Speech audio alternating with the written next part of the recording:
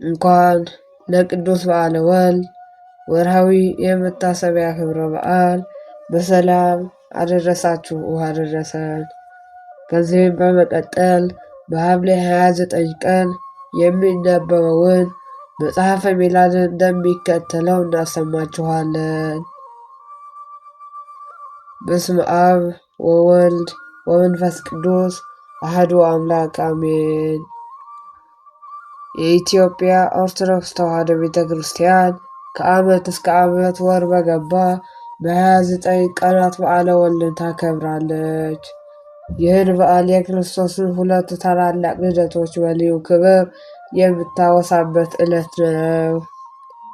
አንዳንድ ወገኖች በስህተት ቀናቱ ለቅዱሳን ብቻ እንደተሰጠ በመቁጠር ለጌታችን ለኢየሱስ ክርስቶስ የተሰጠ ዕለት የለም የማለት ሲከራከሩ ይስተዋላል።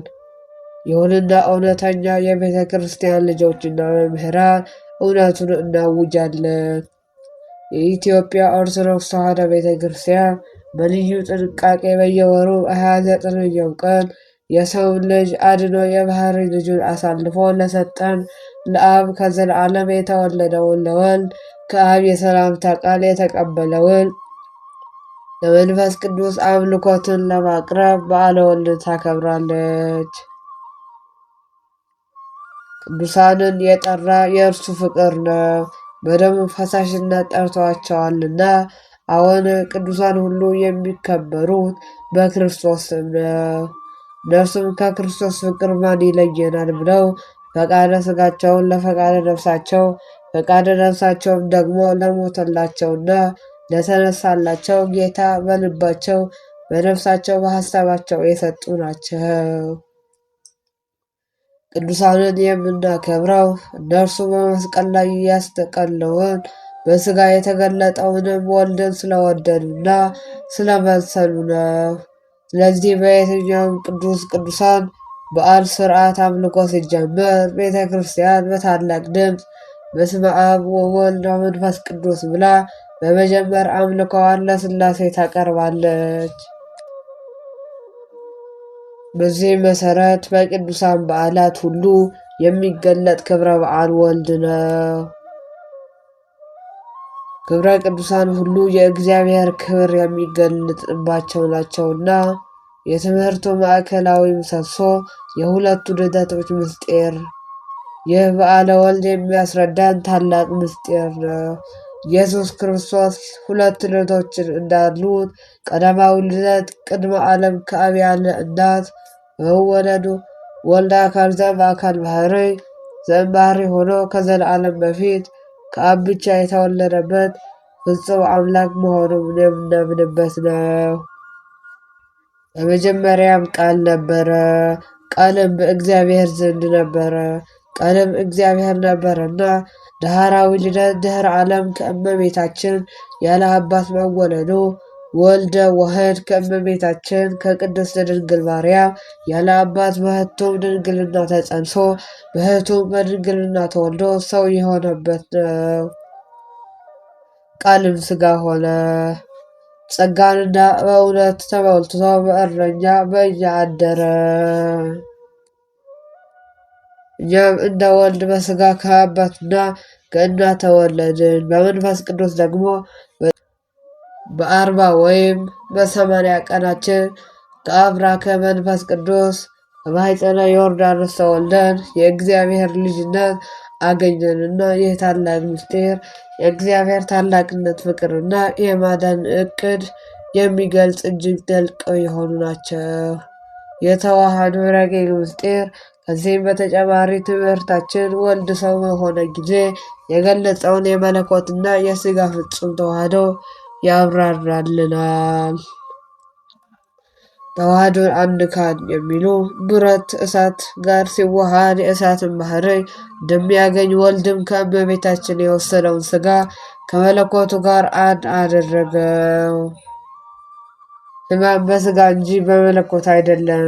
ብረት ከመዶሻ ሲመታ ከእሳት ጋር በአንድነት እንደሚመታ ወልድም በመስቀል ላይ የተሰቃየውና የሞተው በሥጋ ነው እንጂ መለኮቱ ሕማምና ሞት የለበትም። ሲኦልም በዘበዘበ በገዛ ስልጣኑም ተነሳና። ወንድሞቼና እህቶቼ በዛሬው ትምህርታችን እነዚህ ድንቅ ምስጢራት ዝርዝር ማብራሪያ በጥልቀት እንመለከታለን። አምላክ አብረን እንድማርና እንድናስተውል በረድኤቱ ይርዳን። በዓለ ወልድ የዘላለማዊ ስጋዌው ምስጢር ኢየሱስ ክርስቶስ ሁለት ልደቶች አሉትና አንዱ ቅድመ ዓለም ከአብ ያለ እናት መወለዱ፣ ሁለተኛው ደግሞ ከእመቤታችን ያለ አባት መወለዱ ነው። ነአምን ክልኤተ ልደታተ ሃይማኖተ አበው ቅድመ ዓለም ከእግዚአብሔር አብ ያለ እናት አካል ዘም አካል ባህሪ ዘም ባህሪ እየተወለደ ተቀዳሚ ተከታይ የሌለው የአብ አካላዊ ቃል ወልድ ዋህድ ድህረ ዓለም ከእመቤታችን ከቅድስት ድንግል ማርያም ያለ አባት በሕቱም ድንግልና ተጸንሶ በሕቱም ድንግልና መወለዱን እኛ ሁለት ልደቶች አሉ። አንደኛው ከአባትና በሥጋ፣ ሁለተኛ ከሰማዩ አባታችን እግዚአብሔር በ40ና በ80 ቀናችን ከአብራ ከመንፈስ ቅዱስ ከማኅፀነ ዮርዳኖስ መወለዳችን ነው። እነዚህ የእግዚአብሔር ታላላቅ ፍቅር እና የመዳን ዕቅድ የሚገልጹ እጅግ ጥልቅ የሆኑ ምስጢሮች ናቸው። ቀዳማዊ ልደት መለኮታዊና ዘለዓለማዊ ልደት። ይህ ልደት ከዘመን በፊት በዘለዓለም የሆነ ልደት ወልደ አብ ከሚባል አባት ብቻ ያለ እናት የተወለደበት ነው።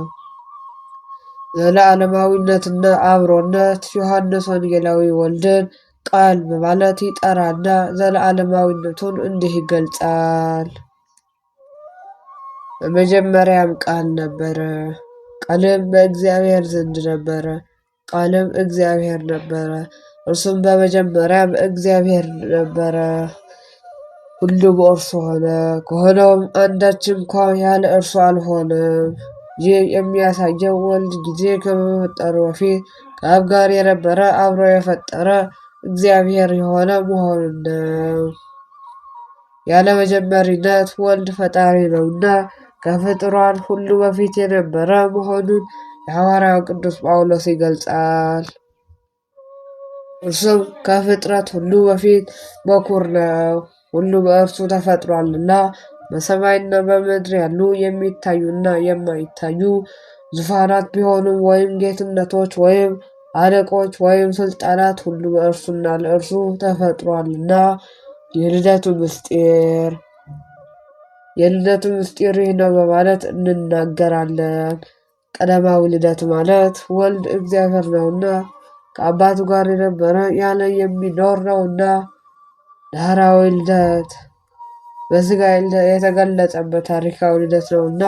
ይህ ደግሞ በዘመን ውስጥ ዓለምን ለማዳን ሲል ወልድ ከእመቤታችን ቅድስት ድንግል ማርያም ያለ አባት የተወለደ ነው። በትንቢት የተነገረ ልደት ኢሳይያስ ነቢይ ይህ ልደት ከድንግል ማርያም ሳይሆን እንደሚሆን አስቀድሞ ተነግሯልና፣ እነሆ ድንግል ትጸንሻለሽ፣ ወልድ ልጅም ትወልጃለሽ፣ ስሙንም አማኑኤል ብላ ትጠራዋለች። በመንፈስ ቅዱስ የሆነ ልደት መልአኩ ገብርኤል ለቅድስት ድንግል ማርያም በመሰራት ጊዜም የአካል ማኅፀን በመለኮታዊ መንገድ ተቀድሶ መወለዱን ገልጸዋል። መልአኩም መልሶ እንዲህ አላት፣ መንፈስ ቅዱስ በአንቺ ላይ ይመጣል፣ የልዑልም ኃይል ይጋርድሻል። ስለዚህ ደግሞ የሚወለድ ቅዱስ የእግዚአብሔር ልጅ ይባላል። በሥጋ ማርያም የሆነ ልደት። ቀዳማዊ ልደቱ ከዘላለማዊ በፊት የነበረ ቃል በፍጥረቱ ዓለም ውስጥ ገብቶ ከሰው ልጆች ጋር ለመኖር ሥጋ እንደለበሰ ዮሐንስ ያረጋግጣል። ቃልም ሥጋ ሆነ፣ ጸጋንና የእውነትንም ተሞልቶ በእኛ ላይ አደረ። የልደቱ ምስጢር ዳህራዊ ልደቱ ወልድ ፍጹም ሰው መሆኑን በእኛ ላይ የመጣውን የሞት ፍርድ ለመሻርና ዓለምን ለማዳን ሲል ኅብረተሰብና መለኮትና ሥጋን በአንድ አካል እንዳዋሃደ የሚገልጽ ነው። ማጠቃለያ የሁለቱ ልደቶች ትርጉም በዓለ ወልድ የሁለቱ ልደቶች ልዩነትና አንድነት የሚያረጋግጥ ነው። ቀዳማዊ ልደት ያለ እናት ከአብ የሚያሳየው ኢየሱስ ክርስቶስ ፍጹም አምላክ መሆኑን ነው። ዳህራዊ ልደት ያለ አባት ከእመቤታችን የሚያሳየው ኢየሱስ ክርስቶስ ፍጹም ሰው መሆኑንና እመቤታችን ቅድስት ድንግል ማርያም ከውርስ ኃጢአት ንጽሕት እንደመሆኗ እርሱም በአዳም ምክንያት ከመጣው ዕዳ በደል የነጻ መሆኑን ነው። ወኮነ ሰብአ ከማነ ዘእንበለ ኃጢአት በኃቲታ እንዳለ ቅዱስ ኤፍሬም። በዚህ ድንቅ ምስጢር ወልድ አምላክነቱን ሳይተው ሰው ሆነ። ዓለምን ከኃጢአት ለመቤዝ በራሱ ላይ የመለኮታዊ የጽድቅ መስፈርትና የሰው ልጆች ኃጢአት ተሸክሞ በመስቀል ላይ ሞተ።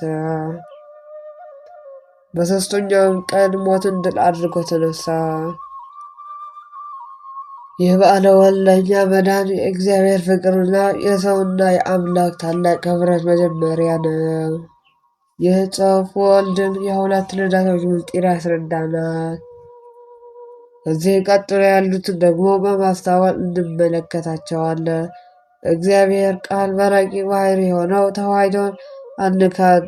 ብረት ከእሳት ጋር በተዋሃደ ጊዜ ከእሳት በመዋሃድ የእሳትን ባሕርይ ገንዘብ እንዲያደርግ ብረት በመዶሻ በተመታ ጊዜ ከእሳት ጋር በአንድነት እንደሚመታ ግን በመዶሻ ከመዶሻው የተነሳ የእሳት ባሕርይ በምንም እንዳይጎዳ ሰው የሆነ አምላክ ቀዳማዊ ቃል በመለኮቱ ሕመም ሳይኖርበት በሥጋ እንደታመመ እንዲሁ እናስተውል። ፈቃድ ወልድ እንዲህ ይላል፣ ሥጋን እንድትዋሃደ አደረገ፣ የኃጢአትን ፍዳ አጠፋ ዘንድ እንዲሁም መከራም ተቀበልኩኝና በሥጋ የሁለት ኃጢአትን አጠፋ። ለእነርሱ ሰው ሆኛለሁና ሁለተኛ ሆኜ ሞትኩኝ። መለኮቴ አልሞተም፣ ሲኦልን ዘበዘብኩ እንጂ በገዛ ሥልጣኔም ተነሳሁ እንጂ በገነት በነበረ ሰው በአዳም በነፋት መንፈስ ቅዱስን ያሳደርኩ ፈጣሪ እኔ መሆን አስረዳ። እንዲሁም አስረዳም ዘንድ በደቀ መዛሙርቴ ፊት እፍ ብዬ መንፈስ ቅዱስን አሳደርኩ አለ ቅዱስ ቄርሎስ። በኋላም ዘመን ከሦስቱ አካላት አንዱ ጥንት የሌለው የእግዚአብሔር አብ ቃል ማንም ግድ ሳይለው በራሱ በአብ በመንፈስ ቅዱስ ፈቃድ ሰው ሆነ። በአርያም ካሉ መላእክት ማንም ሰው መሆኑን አላወቀም። ከአባትና ከእናት ከኢያቄም ከሐና በተወለደች በቅዱስ ድንግል ማርያም አደረ። የሌለው እርሱ ሥጋዋን ተዋህዶ እንደ ሰው ሁሉ 9 ወር ከ5 ቀን በጌትነቱ ሳለ በማኅፀኗ ተሰወነና 9 ወር ከ5 ቀንም ከተፈጸመ በኋላ የሚወለድበት ቀን ሲደርስ በማይመረመር ግብር በሕቱም ድንግልና ተወለደ። ማኅተመ ድንግልናውም አልተወለጠም። ማኅተመ ድንግልናዋ ሳይለወጥ ተወለደ እንጂ ከእስራኤል ፈጣሪ በቀር ሰው እንዳልገባበት ነቢዩ ሕዝቅኤል እንዳያት ውሃት ማኅተመ ድንግልና ሳይለወጥ በሕቱም ድንግልና ተጸንሶ ተወለደ። በረሃብ በስደት ስላሉ ጸልይ። ስለ ሃይማኖት መሪዎች አባቶቻችን ጸልይ። የሰላም የምህረት የቸርነት ባለቤት እግዚአብሔር ሰላሙን ምህረቱን ቸርነቱን አይንሳን። ከዚህም በመቀጠል በሐምሌ 29 ቀን የሚነበበውን ስንክሳር እንደሚከተለው እናሰማቸዋለን። ሐምሌ 29 በዚህችም ቀን አቡነ ዮሐንስ ዘጠገሮ ዕረፍታቸው ነው። የቅዱስ ሐዋርያ ታዴዎስ የሥጋው ፍልሰት ሆነ። ቅዱስ ወርስናፎ በሰማዕትነት አረፈ። አቡነ ዮሐንስ ዘጠገሮ። ሐምሌ 29 በዚህችም ቀን አቡነ ዮሐንስ ዘጠገሮ ዕረፍታቸው ነው። ጻድቁ አባታችን የተወለዱት በኢየሩሳሌም አውራጃ ልዩ ስም ሳሬራ በሚባል ቦታ ነው። የካቲት 29 ተጸንሰው ኅዳር 29 ተወለዱ። አባታቸው ድላሶር እናታቸው እምነ ጽዮን ይባላሉ። ሲወለድም በወላጆቻቸው ቤት ውስጥ ብርሃን ወርዷል። ወላጆቻቸውም እግዚአብሔር እንደሚፈሩ ደጋግ ክርስቲያኖች ናቸው። አባታችን ገና በተወለዱ በ5 ዓመታቸው ወላጆቻቸው ወደ እግዚአብሔር ቤት ይዘዋቸው የእመቤታችንን ስዕል ተመልክተው በደስታ ተሞልተው ሳቁ። አምላክን የወለደች የብርሃን እናቱ እመቤታችን ከምስሉ ወጥታ በምን አወቅኸኝ ነው ብላ አቅፋ ሳመችውና ከእንግዲህ ወዲህ የልጄ አገልጋይ ትሆናለህ፣ ኑሮህም እንደ መላእክት ይሆናል። በአንተ ምክንያት ብዙ ሰዎች ይድናሉ፣ በምድር ላይም 500 ትኖራለህ ብላ ባረከችው። እናም ተሰወረች። ከዚያችም ቀን ጀምሮ አባ ዮሐንስ ለክርስቶስ ተላልፎ ተሰጠ። 50 ዓመትንም በበረሃ ሲጋደል ኖሮ ከ50 ዓመት በኋላ በደመና ተጭኖ በመልአኩ በቅዱስ ገብርኤል መሪነት ወደ ቅድስት ሀገር ኢትዮጵያ መጡ። ጻድቁ አባታችን በአቡነ ተክለ ሃይማኖት ዘመን መጨረሻ የመጡ ሲሆን ምንኩስናን በደብረ ሊባኖስ ገዳም ከአቡነ ተክለ ሃይማኖት ተቀብለው በዚያው በደብረ ሊባኖስ ገዳም ለ50 ዓመታት በጾምና በጸሎት በተጋድሎ ኖረዋል። ከዚህም በኋላ አባ ዮሐንስ ወደ ተዘጋጀላቸው ወደ ምድር በቅዱስ ገብርኤል አሳሳቢነት ወደ ጠገራ መጡ። ይህም ጠገራ ያለው ገዳማቸው በሰሜን ሸዋ ክፍለ በወንዝና ይፋት ክልል ወዘዘው በሚባል ቦታ ሲደርሱ በእግር 1 ሰዓት ከተጓዙ በኋላ ይገኛል። ብዙ በተለምዶ እጨ ዮሐንስ እያለ ይጠራቸው እንጂ ስማቸው እጨጌ ዮሐንስ ነው። አቡነ እጨጌ ዮሐንስ መስቀል ከሰማይ የወረደላቸው ታላቅ አባት ናቸው። መስቀልም ሁል ጊዜ ተአምር ይሰራል። በልደታቸው ቀን ህዳር 29 ቀን በመስቀሉ ከመቅደሱ ወጥቶ በካህናቱ ታጅበው ወደ ጸበሉ ሲወርድ ከየት እንደመጣ ሳይታሰብ ደመና መጥቶ ከመስቀሉ ላይ ብቻ እረቦና እንደ ጃንጥላ ተዘርግቶ አብሮ ወደ ጸበሉ ይወርዳል። እዛው ቀይቶ መስቀሉ ሲመለስም አብረው አጅቦ ይመለስና መስቀሉ ቤተ መቅደስ ውስጥ ሲገባ ደመናው ወዴት እንደተበተነ ሳይታወቅ ይጠፋል። ይህ በዘመናችንም ጭምር እየታየ ያለ ታላቅ ተአምር ነው። አባታችን በታላቅ ተጋድሎ ሳሉ ሰይጣን የሀገሩን ሰዎች በጠላትነት እንዲነሱባቸው አደረገ። በጠገሮ በአዘሎ በፈርኩታና በሌሎችም ታላላቅ ቦታዎች ላይ በእያንዳንዱ ገዳም 50 ዓመት በጸሎት ኖረው በአጠቃላይ ላይ በ500 ዓመታቸው ነው ያረፉት። አጽማቸው መንዝ ከ40 ሀራ መድኃኔ ዓለም አጠገብ ፍርኩታ ኪዳነ ምህረት ገዳም ውስጥ ይገኛል። እኛም የቅዱሳኑ ጸሎት በረከት ተካፋይ ፈጣሪያችን ያድርገን፣ አሜን። እንዲሁም የሌሎች የቅዱሳን በዓላቶች መታሰቢያና ክብረ በዓላቸው በረከት፣ ረድኤት፣ አማላጅነት ከሁላችን ከሕዝበ ክርስቲያን ዘንድ ጸንቶ ለዘላለሙ ይኑር፣ አሜን። ወስብሐት ለእግዚአብሔር ወለወላዲቱ ድንግል ወለመስቀሉ ክቡር። ይቆየን።